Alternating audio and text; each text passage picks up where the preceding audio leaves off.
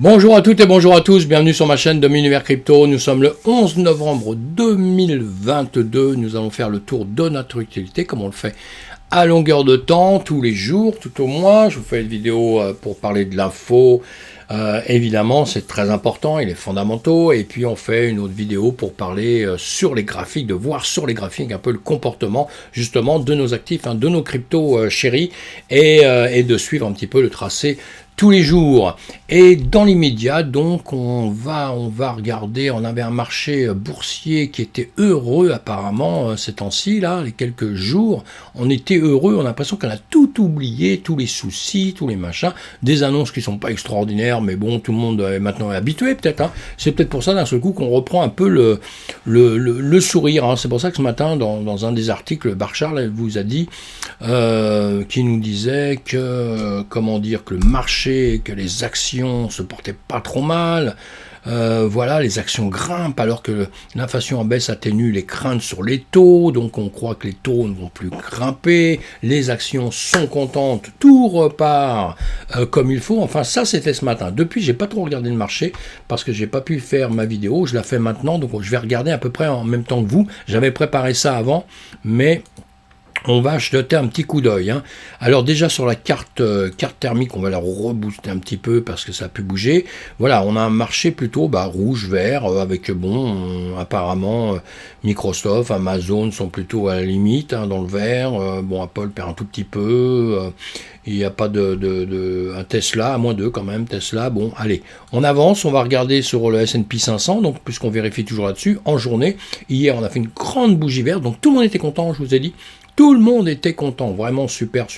Et quand même, si on regarde depuis quelques temps, depuis justement le 13 octobre là, eh bien on fait que remonter, gentiment, avec des petites baisses dedans, des remontes, mais on remonte. Et donc dernière bougie, toujours un petit peu à la hausse pour l'instant.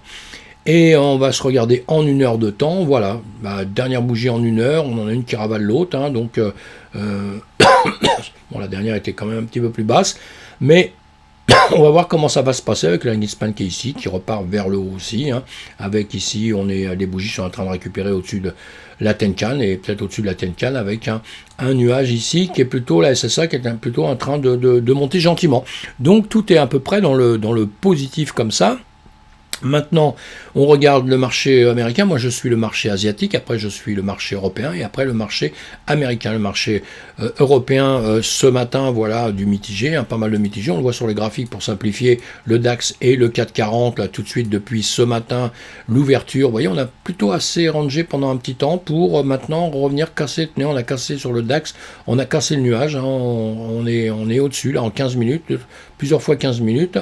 Le 440, pareil, il a travaillé voilà, depuis ce matin, il est descendu un peu, pareil pour travailler, pour remonter maintenant, voilà, on va regarder ça, on va les mettre en 1 heure pour voir, voilà, en 1 heure, les dernières bougies qui se portent bien, donc on va avancer maintenant, et on a encore, comme d'habitude, on va aller à faire Binance FTX, on ne peut pas ne pas en parler, parce que tout le monde en parle, si vous voulez les infos dessus, vous allez sur Google, vous allez trouver tout ce que vous voulez au monde, évidemment, je vais essayer de vous faire un tout petit résumé comme ça, et vous donner mes idées, j'ai toujours mes idées, je les garde, comme dirait l'autre. Je dis pas que j'ai raison, donc dans les commentaires, vous pouvez me dire ce que vous pensez un peu. Je suis jamais fâché, moi. Il n'y a pas de problème. Vous êtes les bienvenus, mes amis. En tout cas, tous les journaux vont en parler. Donc, ça prouve une chose déjà, c'est que notre écosystème maintenant intéresse tout le monde. Ça veut dire qu'on a pris quand même de la puissance, avec des entreprises qui ont pris de la puissance. Donc, tout le monde parle de nous. En bien et en mal. C'est pas grave, l'important c'est de parler de nous, c'est qu'on existe, et on existe, la DeFi existe, notre écosystème existe, maintenant il va falloir qu'il perdure, il va falloir que ça continue, et il va pas falloir commencer à s'effondrer totalement, comme là ces jours-ci on est en train de faire justement, et comme pour ça on va en parler un peu. Allez, Binance FTX, Changpeng Zhao, c'est le prince d'un royaume crypto en ruine, c'est pas son royaume à lui, c'est Binance, c'est Binance, justement, son royaume, mais pas en ruine, justement, Binance, plutôt en train d'exploser. Mais le royaume des cryptos, comme la personne qui nous a écrit cet article le dit, il a raison, on est plutôt un peu en ruine, on est plutôt en train d'un peu s'écrouler. Hein. Maintenant, ce sont des grands mots, ça, hein, parce que pour moi, on s'écroule pas, on vit juste un mauvais trip, là, encore une fois, et ces choses-là vont se régler, ces choses-là, avec le temps, vous inquiétez pas, elles vont s'oublier. Hein. Mais l'affaire Binance FTX, il y a quand même pas mal à dire. Hein. Et d'ailleurs, si vous ne connaissez pas du tout, si vous débarquez, là, vous n'en avez pas entendu parler, pourquoi pas, hein, eh bien, ça allez dire ça vous intéresse pas, mais ça vous intéresse, sinon on ne serait pas devant ma vidéo, eh bien, vous regardez sur Cointelegraph, hein, je vous mets on survole plein d'articles comme ça, et puis je vous dis un petit peu ce que je pense de tout ce qui se passe dans notre écosystème. Je critique jamais hein, les articles des gens qui font ça, hein, puisqu'ils se donnent du mal à les faire, et puis la plupart du temps, ils ont toujours raison, et ils ont une bonne vision, la plupart du temps, des choses. Hein. Et donc, la saga en cours de FTX, tout ce qui s'est passé jusqu'à présent, donc là-dessus, vous allez pouvoir trouver un résumé hein, de jour après jour. Hein, et le dernier jour, donc c'était aujourd'hui, le 11 novembre, puisque c'est aujourd'hui, la communauté crypto continue d'être bombardée de rumeurs et de complots entrant dans le 5e jour de la chute de FTX. Hein. La plus importante est celle du 11 novembre qui laisse entendre que Sam Bankman-Fried, SBF, on l'appelait SBF, et a été arrêté sur le tarmac de l'aéroport des Bahamas. Bon, attention, hein, laisse entendre, hein, donc on n'est pas sûr hein, si SBF s'est fait arrêter ou pas, on verra ça, on va suivre ça.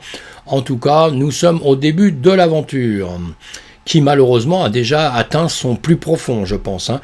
FTX, Binance, une des plus grosses plateformes de crypto-monnaie, renonce à sauver sa rivale en perdition. Bon, ça, c'est des super titres. Vous dites, Binance, il a quand même essayé de le sauver, c'est super, hein, il a essayé de le sauver, mais bon, il a renoncé. Ah, d'accord, c'est Le Monde, encore une fois, qui nous dit ça, vous voyez, hein, c'est en avance dans tout ça. Alors, Binance a essayé de le sauver. Mais il faut quand même pas oublier, ou alors j'ai pas compris, et là vous me le dites, hein, c'est quand même lui qui a mis un coup sur la tête en premier. L'autre, il n'a pas eu besoin. FTX, apparemment, Sam, il n'a pas besoin qu'on lui donne un coup sur la tête, puisqu'il a tout fait pour que ça lui arrive. Hein. Ça, nous sommes d'accord quand on lit bien un petit peu tout ça. Mais quand même, Binance, c'est quand même lui qui a laissé un message hein, sur Twitter, lu donc par tout le monde, toute la communauté tout au moins, en disant FTX, il a une crypto que tout le monde, enfin les gens concernés connaissent, le FTT, hein, qui vient une autre société, etc. Bon, je ne vais pas expliquer tout ça, je vais en fait sur d'autres choses pour plus simple. Et le reste, il y a tellement d'explications partout, vous les trouvez, hein, sinon je ferai peut-être une vidéo rien que pour ça, pour rigoler un petit peu, parce que quelque part, il faut mieux en plaisanter, parce que c'est grave, hein, la situation est quand même grave. Hein. Mais donc FTX avec son FTT. Et Binance, qui a dû étudier l'entreprise de FTX, évidemment c'est son concurrent, le mec, ils doivent se connaître tous les deux par cœur, vous voyez, et donc il doit bien étudier le FTT à longueur de temps, il a dû voir qu'il y avait des problèmes sur une société, il y avait des problèmes avec le FTT. Et Binance, il publie un message comme quoi, eh bien, il abandonne le FTT, il en a pas mal, hein, il en a beaucoup, il l'abandonne, il n'en veut plus, pour lui c'est pourri quoi, et il n'en veut plus, il fait passer comme message. Moi et tout le monde, on lit ce message, on se dit, oh là là, c'est quoi, le FTT il n'en veut plus, pourquoi, il y a un problème. Donc première réaction, nous sommes dans la finance, on sait déjà que si on réagit trop tard, on perd tout ce qu'on veut. Donc lui, il annonce, bon, il est gentil dans l'annonce parce qu'il dit, je vais publier en plusieurs fois, je crois, hein, si je me souviens bien, je vais pas publier, je vais enlever en 2 fois, 3 fois, etc. Enfin bon, passons. Et donc, tous les autres qui ont du FTT, qu'est-ce qu'ils font? On va retirer tout de suite. On a des exemples du passé, je ne vais pas les citer pour ne pas remuer le couteau dans la plaie de certains, mais on a des exemples déjà en quelques mois, vous voyez. Donc là, on se retrouve avec le même truc. Donc qu'est-ce qu'on fait? On enlève son argent. Et évidemment, quand tout le monde enlève son argent en même temps, les sociétés ne peuvent pas payer. Et ils n'ont pas tout disponible comme ça. Ça, c'est classique, c'est vieux comme le monde. On sait que les banques traditionnelles, c'est exactement la même chose. Et on ne peut pas tout, parce que l'argent, on les place, etc., etc., etc. Donc d'un seul coup, un gros problème de liquidité, on ne peut pas payer les gens tout de suite, etc., etc. On l'a compris. Donc là, c'est quand même un premier coup que Binance met sur la tête. Et l'autre quand même, comme il voit qu'il a un gros problème d'un seul coup, il peut résoudre ce gros problème que par des gens qui vont lui passer de l'argent, évidemment, et il se tourne sur Binance, qui est le plus solide, c'est le patron, c'est le roi, c'est l'empereur, c'est tout ce qu'on veut au monde. Donc il se tourne sur Binance en lui disant « file-moi un coup de main », alors que l'autre, il vient de lui mettre quand même un coup, hein, parce que c'est lui en premier qui en retire une grosse somme, vous voyez. Donc, mais bon, Binance dit, bien sûr, je vais t'aider mon ami, bien sûr, viens manger, on va manger ensemble, je te ferai des gros gâteaux, je vais étudier ton entreprise, tiens, je te fais un petit truc, je te promets que je t'aide si les conditions sont bonnes. Voilà, il s'est pas engagé loin puisqu'il pouvait retirer sa parole. Et puis, il a les papiers de FTX, il a les comptes, hein, évidemment, les papiers, la comptabilité, etc., etc. Ils sont en relation entre hommes d'affaires, comme ça se passe toujours, évidemment. Et puis là, d'un seul coup, Binance dit, moi, j'en veux pas. Elle est pourrie, ton affaire. Je n'en veux pas. Qu'est-ce qui se passe? Ça continue à s'écrouler, puisque deuxième annonce, première annonce, je retire mon argent, deuxième annonce, ton truc il est pourri, j'en veux pas, je la rachète pas. Juste dire je la rachète pas, ça veut dire tout le reste. Hein. Il n'a pas dit le reste, mais ça veut le dire. Donc automatiquement, catastrophe. Et là, tout se casse la gueule, évidemment, et d'un seul coup, évidemment, on va aller creuser l'entreprise de FTX, de Sam, et on s'aperçoit qu'il a fait des choses, passant par d'autres sociétés, il a fait des trucs qu'il ne fallait pas faire. Il a fait du trading avec de l'argent de personnes, il a tradé contre des gens avec leur propre argent, on va dire, vous voyez. Donc ça, c'est inadmissible, on ne peut pas le faire. Et lui, en revanche, c'est dommage pour un mec comme ça, parce que ça a été un gars qui sait trader, qui sait faire les choses, qui a déjà fait, qui a fait fortune justement en faisant de certaines manières. Donc normalement, c'est pas un enfant de cœur, c'est quelqu'un qui connaît, même s'il est très jeune, il est champion du monde. Moi, je m'inquiétais pas du tout sur ce mec-là, parce que je me dis, il a déjà fait beaucoup d'argent dans le système, il connaît par cœur un peu tous les fondamentaux, il connaît par cœur tout ça, il va pas faire des erreurs qu'on doit surtout pas faire. Bah si, il fait celle-là, c'est de la tricherie, il peut pas faire ce genre de choses, parce que même là, c'est pour ça que je dis Binance lui a mis un coup sur la tête, mais Binance a dû se rendre compte de tout ça, évidemment, et il sait très bien qu'à un moment ou un autre, il serait tombé. Donc quelque part, si c'était pas arrivé tout de suite, ce serait arrivé après, dans quelques temps, malheureusement. Et donc voilà, un petit commentaire comme d'habitude. Et The Block nous dit quoi? Alors justement, Sam, le pauvre, qui était champion du monde, je l'ai bien dit, hein, champion du monde quand même, hein, bonne réussite, machin, c'est un mec qui avance bien, respectait tout le monde lui a fait de l'argent à investir, des millions, des milliards, etc., etc. Les hommes politiques, tout le monde lui fait des courbettes et tout, vous voyez, hein, il a passé pas mal d'argent pour la politique. Et d'un seul coup, on apprend par tout le monde qu'il triche, etc., etc. Alors là, gros coup, évidemment, il va se faire une tonne d'ennemis, le pauvre, hein, je dis bien le pauvre, je ne dois pas être à sa place. Mais voilà, mérité, pas mérité, c'est un autre problème. Mais maintenant, il a perdu sa seconde place, on va dire, il va être relayé en arrière, et Binance, lui, il doit se les friser, hein, entre nous, hein. Il doit être content, il doit être content, c'est sûr que comme dessert, il a pris un toast, il a pris du beurre, de la confiture, du sucre dessus, du miel dessus, de la crème de marron, c'est bon la crème de marron, de la crème de marron, et vas-y que je m'engouffre tout ça, tellement je suis content. Je suis repu là, parce que là, il a fait un coup quand même très fort. Alors peut-être je me trompe, hein, peut-être j'exagère, tout ça, etc., etc. Mais bon, les gros mangent les petits, on connaît ça, mes amis. Hein. Les gros mangent les petits, c'est normal. C'est pas que dans notre système à nous. Encore une fois, moi, j'accuse pas la DeFi, j'accuse pas tout ça de ça, parce que le monde est comme ça. Maintenant, comme peut-être c'est peut-être pas assez régulé, c'est peut-être pas assez contrôlé, que les mecs se permettent de faire n'importe quoi, comme s'ils allaient être en toute impunité. Parce que c'est ce qui s'est passé avec toutes les entreprises qui sont tombées pour l'instant. Les mecs bossent comme s'ils étaient en toute impunité. Et ça, c'est très embêtant. C'est pour ça que dans notre système aussi, des gens, je vais pas dire des gens qui sont dans la DeFi, c'est même pas ça, parce que la DeFi c'est sérieux, c'est bien, j'adore, moi je suis un pro de ça et j'adore ça, quoi, je trouve ça génial. Mais tous les gens qui frôlent cet écosystème, qui veulent rentrer dans la crypto, qui veulent rentrer dans notre monde à nous, des NFT, de tout ce système, ont bien compris que comme il n'y a pas trop de contrôle, il y a tous les mecs avec leur pyramide de Ponzi là qu'ils ont sur le dos, qu'ils amènent, qui rentrent dedans, et justement, allègrement, parce que pas assez de contrôle, voilà, des pyramides de Ponzi, j'en connais, et croyez-moi, personne ne fait rien, parce qu'il y a quand même des gens qui gagnent de l'argent dedans, et alors qu'on sait que c'est des pyramides de Ponzi, le jour où ça va s'écrouler, ça s'écroulera. Et il y en a plein. Donc tout ça, évidemment, c'est des choses qu'il va peut-être falloir éviter si on veut que notre écosystème grossisse, mes amis. Nous, ce qu'on veut, c'est grossir. On est dans un système qui est extraordinaire. La DeFi, c'est extraordinaire. Les pays du monde entier s'y intéressent maintenant. Satoshi Nakamoto, s'il voyait tout ça, il se retournerait en sa tombe, évidemment, hein, parce que quelque part, tout ça, c'est un petit peu lié, malheureusement. Allez, j'avance. En tout cas, vous allez lire aussi The Block, toujours des articles qui sont super. Alors, l'équipe du futur fonds de la fondation FTX démissionne et condamne le comportement d'échange, évidemment. Il y avait une fondation et nous avons été choqués et immensément attristés d'apprendre les récents événements survenus à FTX, évidemment.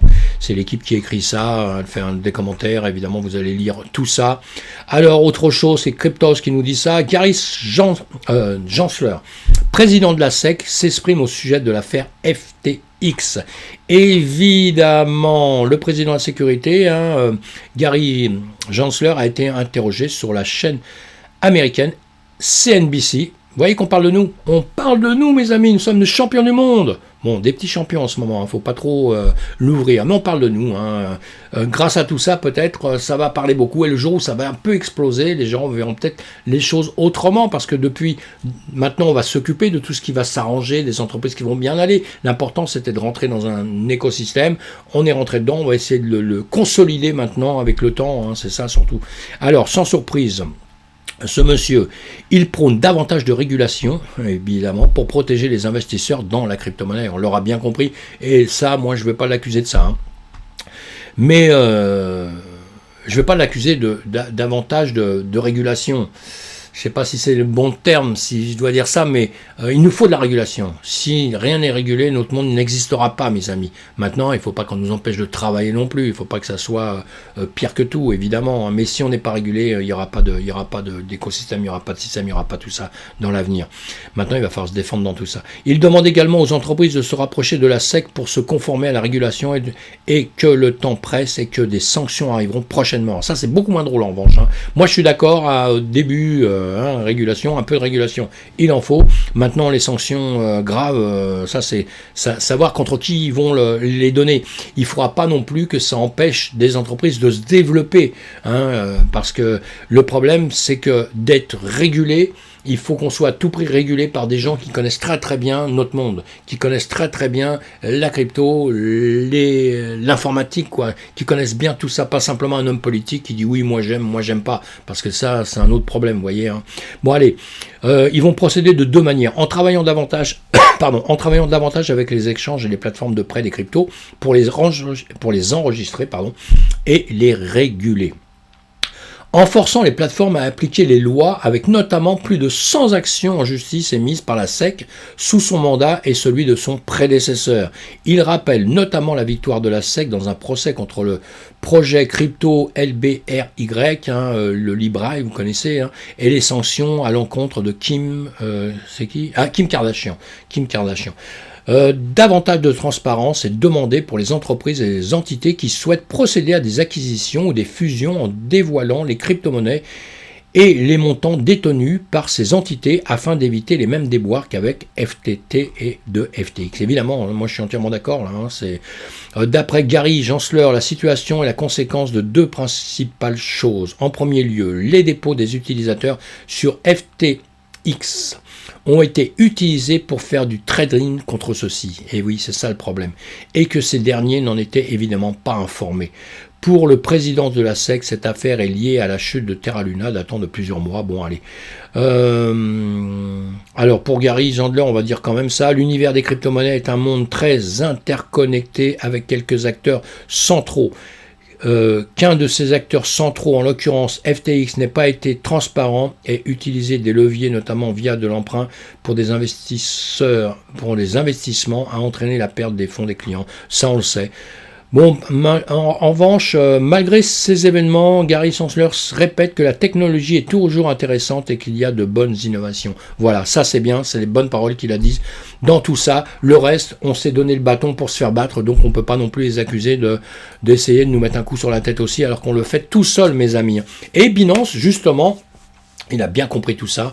Je pense qu'il est vraiment champion du monde dans les médias. Mais bon, FTX, on avait confiance. Binance, on a hyper confiance. Mais. Donc, moi, encore une fois, je vais répéter quelque chose. C'est quand on a son argent sur ses clés privées qu'on possède son argent. Ça, il ne faut jamais l'oublier. Il faut l'intégrer. Il faut tout ça.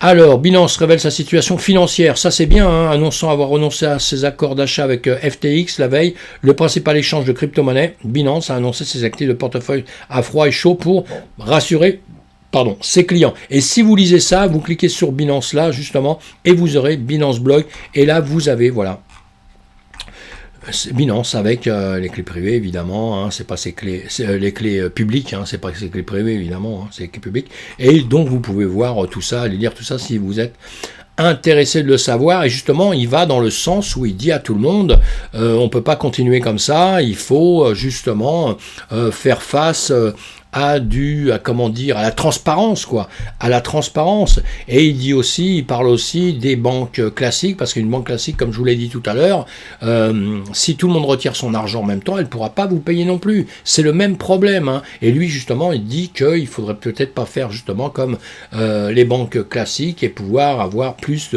de lisibilité, de transparence dans notre système, puisque sont des choses qu'on dit depuis le début. Transparence, lisibilité et la transparence surtout. Et on s'aperçoit que des plateformes qui sont plutôt des plateformes centralisées d'ailleurs, c'est pas vraiment la DeFi, les plateformes plutôt centralisées, eh bien, ne sont pas spécialement transparents, hein. Donc allez, on avance sur tout ça. Il y a le journal du coin justement qui nous parle d'une chose que Binance justement, c'est le point fort de Binance là, le Proof of Reserve. Bientôt la nouvelle norme de l'industrie crypto. Ça c'est intéressant. Vous allez lire cet article vers des échanges crypto. Bon élève avec un point d'interrogation. Alors depuis quelques jours, le marché tangue dangereusement suite aux révélations concernant l'insolvabilité de FTX, hein. Jusqu'à leur second plus gros échange mondial, tandis que le rachat par Binance tombe à l'eau, son patron, CZ, remet sur la table le concept de Proof of Reserve. Ça, c'est hyper intéressant. C'est vrai que ça existe depuis longtemps, mais on n'en parle jamais.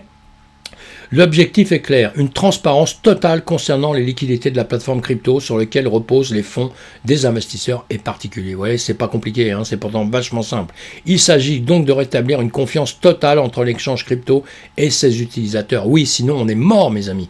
S'il n'y a pas la confiance, là on est en train de la perdre, hein. Si on continue à perdre la confiance, on est foutu. Regardez, je vous ai dit, notre système, depuis longtemps je vous disais, on est en corrélation avec le marché traditionnel, on suit le S&P 500 et d'autres, hein. Moi je simplifie, je mets que le S&P 500, c'est un peu plus complexe que ça, mais déjà avec ça vous avez une super image. Eh bien, on est corrélé quand le S&P 500 monte, nous on monte, quand il baisse, on baisse. Et nous il y a quelques jours on s'est décorrélé, je vous ai dit pour la première fois, je vous disais ça y est, on est décorrélé, c'est fabuleux, on est champion du monde, je vous ai dit le jour où on sera décorrélé, je vous le dirai. Le seul truc qu'on n'a pas compris, c'est que décorrélé, moi je disais pas dans ce sens-là, je disais pas que le jour où le marché traditionnel monte, nous on allait s'écrouler. Non, je pensais que quand le marché traditionnel monte, eh ben nous on montait plus, quand il baissait, on continuait à monter, quand il baissait, on continuait à monter, quand il latéralisait, on continuait à monter. Vous voyez ce que je veux dire, hein, qu'on allait faire notre chemin d'une manière un petit peu supérieure. Et là, qu'est-ce qu'on fait? On se ramasse lamentablement. On est décorrélé évidemment parce que d'un seul coup, plus personne ne veut de nous. Le marché traditionnel, il a continué son petit chemin avec des annonces, comme je vous ai dit, les annonces, machin, plus haut, plus bas, on est content, on n'est pas content, comme c'est en train de se passer, là ça va rebaisser un peu parce que d'un seul coup, on s'est aperçu qu'on a eu tort d'être trop content. Enfin, ça c'est notre système qu'on connaît, hein. Ça fait des années que je connais ça, donc il n'y a pas de problème avec ça. Nous, on est tombés comme des merdes là, hein. On sait pourquoi, à cause de nous. Pas à cause de quelqu'un d'autre, pas à cause des régulateurs, pas à cause du pape, pas à cause de l'autre, pas à cause de machin, pas à cause de trucs, à cause des régulateurs. On est juste tombé à cause de nous-mêmes, à cause de personne d'autre. J'ai fait un lapsus révélateur, hein. C'est pour l'avenir ça, hein. Mais c'est juste à cause de nous. Entreprise mauvaise, système qui fait perdre de l'argent à beaucoup de gens d'un seul coup, manque de confiance, boum, on fait une marche arrière. Et c'est pas simplement le FTX qui tombe, c'est pas que l'entreprise qui tombe, c'est tout l'écosystème à côté. En commençant par le BTC qui tombe et tous les autres derrière vont se ramasser, évidemment. On l'a vu. Alors encore une fois, il n'y a qu'un bon truc dans tout ça, c'est que on tombe sur des zones de rachat, c'est même plus des zones de rachat, hein. Bientôt il va falloir creuser pour aller racheter le truc. Je plaisante un peu, hein, mais dans tout ça, il y a des entreprises qui vont pas s'en remettre. Donc, faut être méfiant. Encore plus qu'avant, faut être méfiant. Mais en revanche, on retrouve des zones d'achat qui sont excellents, hein, pour l'avenir, hein, évidemment. On n'oublie pas ça. Maintenant, attention, je suis pas en train de dire qu'on va aller se retaper les 500 000 $ en 2 secondes. Hein. C'est pas ça du tout, mes amis. Hein. On est dans des zones qui sont bonnes parce que c'est beaucoup moins cher qu'avant. Donc, moins on paye cher, mieux c'est. Mais demain, ça pourrait être encore un peu moins cher si on continue à faire les kékés. Si on continue à faire des bêtises comme ça. Si on continue à pas, justement... faire en sorte que l'écosystème soit fort avec des contrôles, qu'ils arrivent de n'importe où. Il faut empêcher les entreprises de faire n'importe quoi. Ça, c'est très, très important. Voilà. Puisqu'on a appris une chose, c'est que chaque être humain n'est incapable de se gérer tout seul entièrement. Ça, celui qui croit ça, il a tort entièrement. entièrement, parce que sur 10, il y en aura peut-être 5, 6, 7 qui vont se gérer tout seuls, qui vont faire toutes les choses bien, etc. Mais il y aura toujours 2-3 brebis galeuses, et ces 2-3 brebis galeuses, elles feront tomber les autres. C'est ça le problème. C'est pour ça qu'on est forcé de faire attention à tout ça. Allez, je continue d'avancer.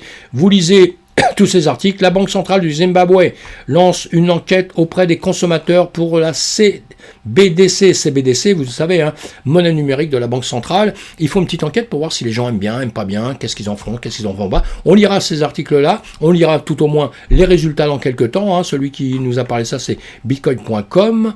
Et on lira tout ça. Crypto Potato nous dit quoi? Quancha rapporte plus de 30 millions de dollars de crypto bloqués sur FTX.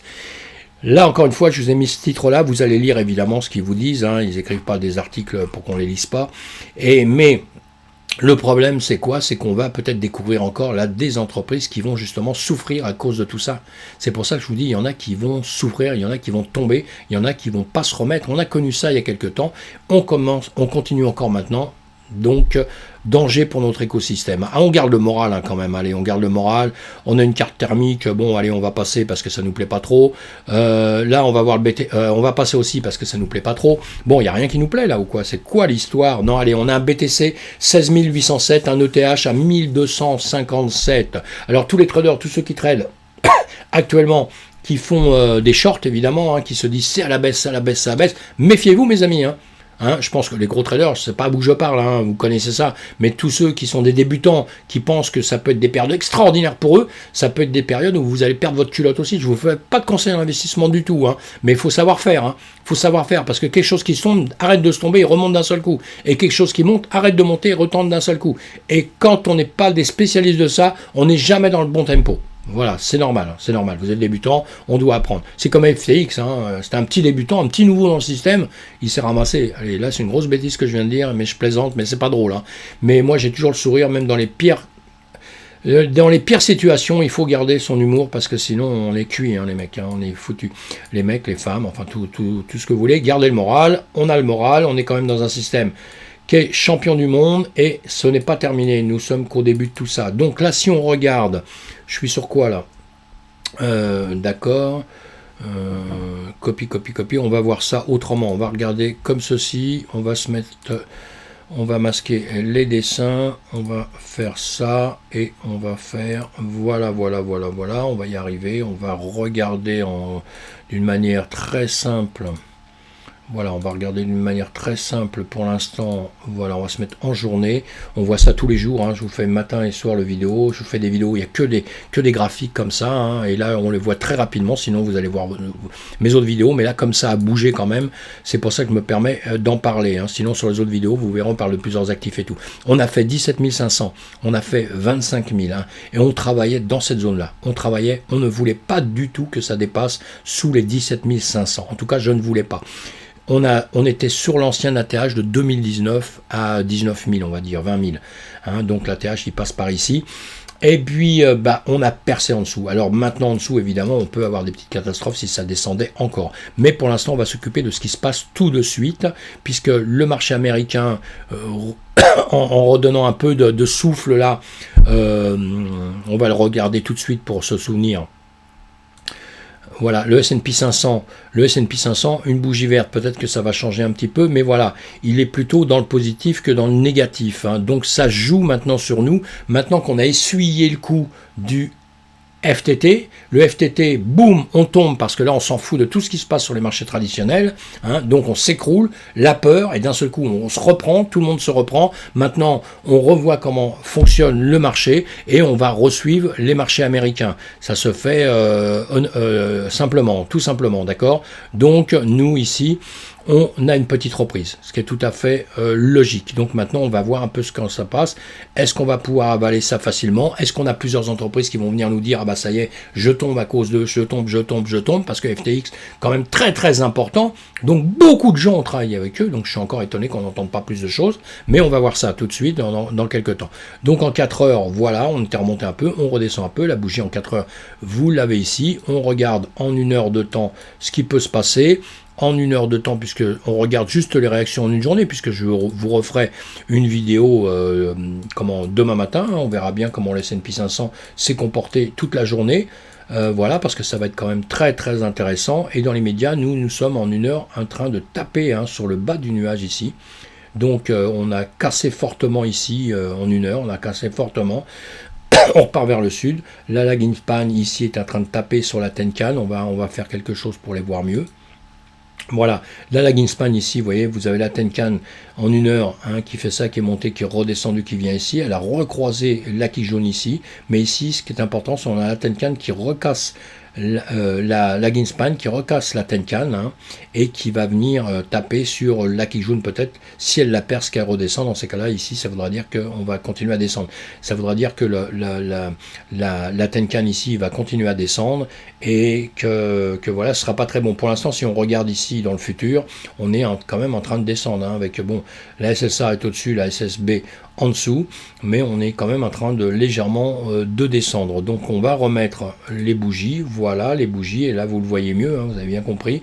On est en train de, là on savait pas ce qu'on allait faire, on a réfléchi là-dedans, on a venu travailler au milieu du nuage qui est bien écarté, mais là on est en train de récupérer, on vient redescendre donc vers le bas. Donc on verra comment ça va se passer. Là en 15 minutes,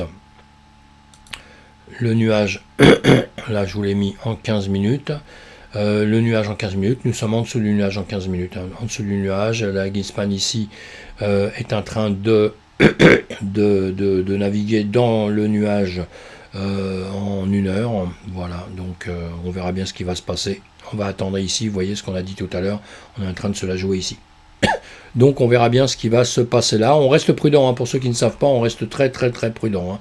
Pour les autres, je pense que vous savez ce que vous avez à faire, mais faut être très prudent et on se prend bien, on a des hauteurs, vous pouvez prendre des points de repère, vous voyez, ici c'est pareil, voilà, prenez des points de repère comme ça. Moi je prends toujours le bout des bougies, c'est pour ça que je fais mes choses moi-même, je ne fais avec aucun indicateur, je les fais moi-même et après je prends les indicateurs pour pouvoir me réconforter un petit peu dans ce que je pense dans tout ça, mais je décide du trajet, je décide de ce que je vois avec les volumes, avec les cahiers d'ordre. Les cahiers d'ordre, c'est très